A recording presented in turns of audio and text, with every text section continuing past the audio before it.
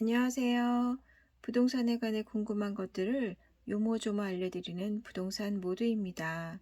마음에 드는 집을 고민해서 고르고 거기에 맞는 보증금을 애써서 마련해서 입주한 소중한 여러분의 집, 그 귀중한 보증금을 잘 지키기 위해서 꼭 필요한 방법들을 알려드릴게요.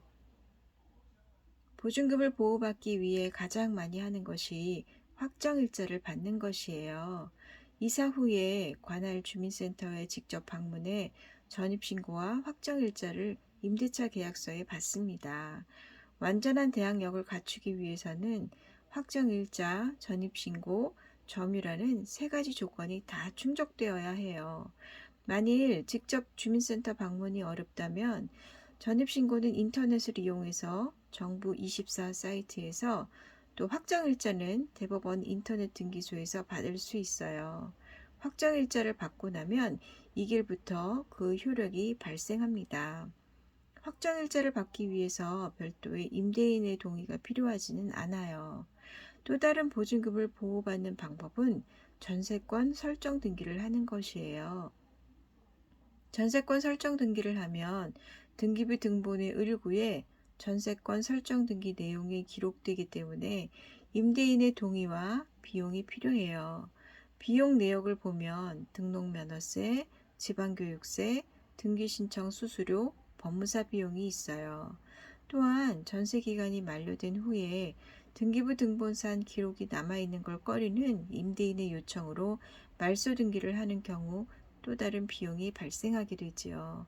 이러한 이유로 확정일자를 받는 것이 전세권 설정 등기를 하는 것보다 더 경제적이고 편리해요.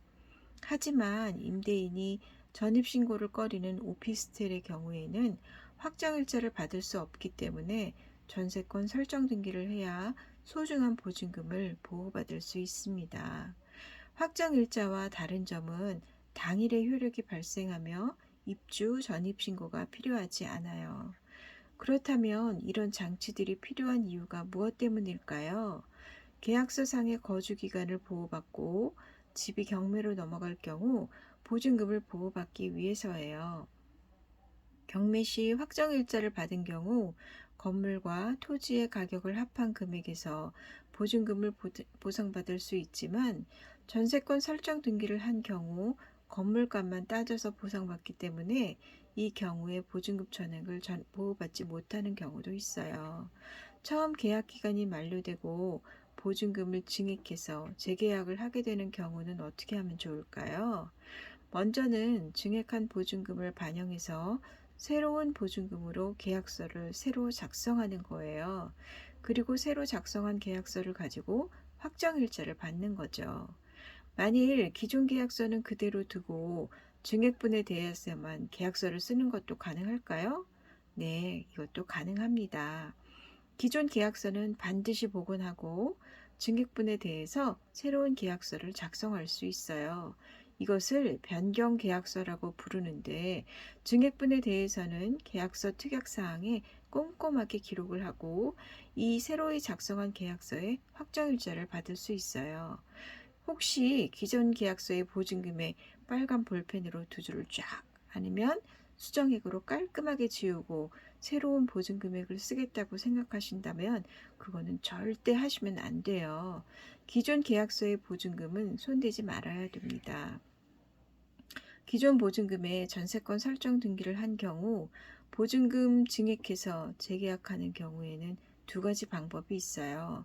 만일 전세권 설정 등기 후에 다른 근저당 설정이 안 되어 있다면 증액 부분만큼만 변경 등기를 하면 됩니다.